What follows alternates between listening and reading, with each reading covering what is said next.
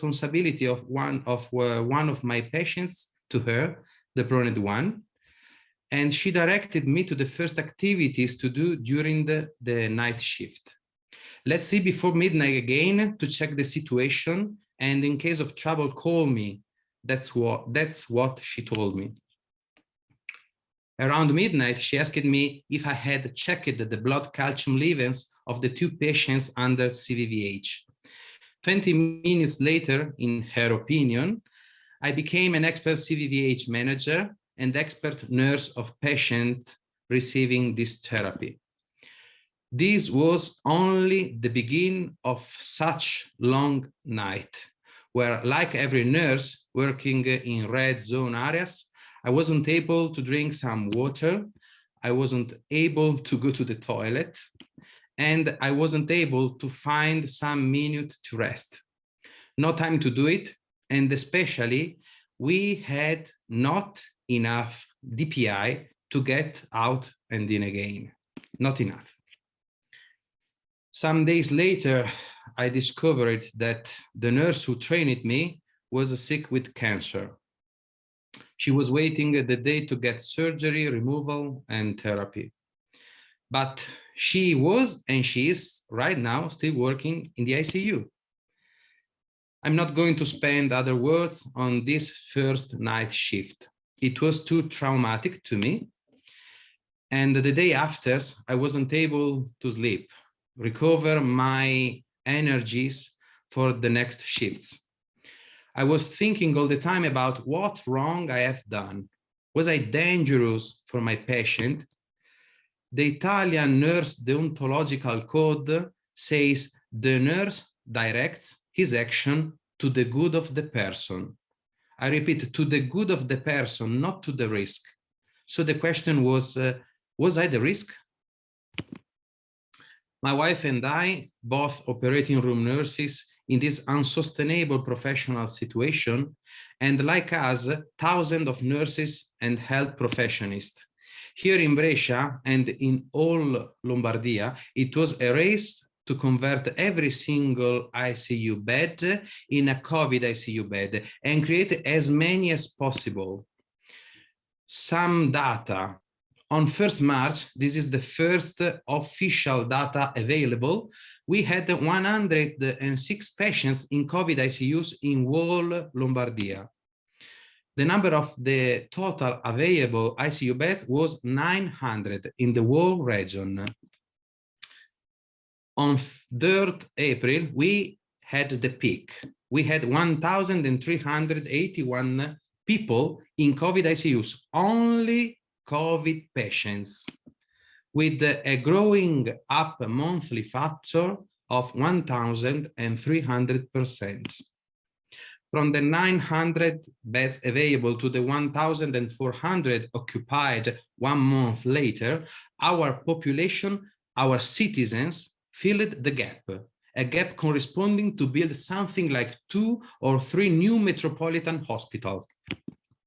The lockdown restrictions decreased the number of non-COVID patients who needed ICU hospitalization, but these numbers not completed cancelled. People still got sick of other illness during the COVID waves. That's why after only some days working in ICU COVID, I started to take care of other few non-COVID patients in multifunctional ICU. It was the only one clean ICU in East Lombardia. That's because I was an expert, they told me. That's what we made for almost 2 months. We created ICUs everywhere, in dismissive words, in fair exhibitions area or tents areas. Everything happened only thanks to the positive and willing spirit of the population. In cities reduced to ghost cities, people were lighting candles and lights in front of their bedroom windows every night to remember who lost his fight against COVID-19 with life, and to encourage us who were curing and taking care of them. curing and taking care of us, citizens and people of these territories so in trouble because of the pandemic. After the peak and after probably the strongest period in our lives, after losing parents, friends, and colleagues, after spending Easter in isolation, we saw our city restart, but still in health emergency. As you know, the time necessary to empty the ICUs is too long.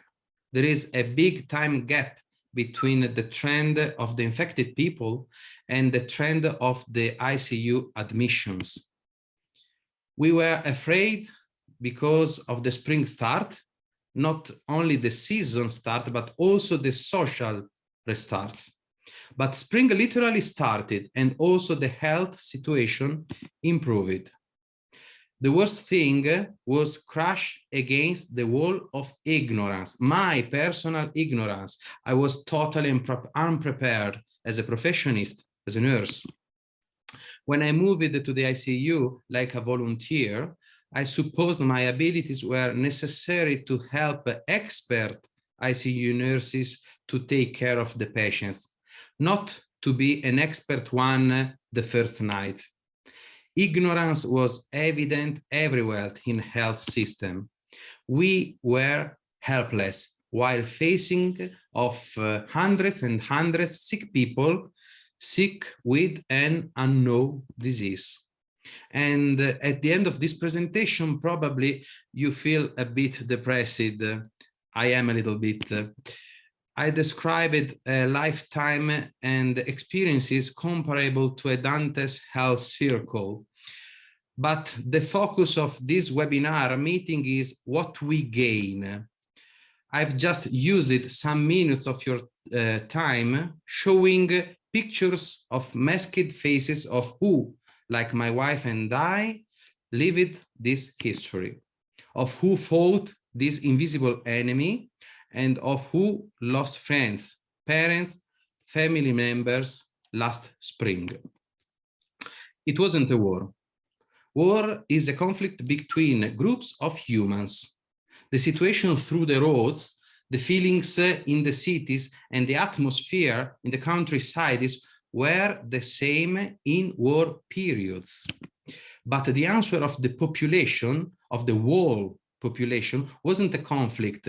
The answer was the standing together.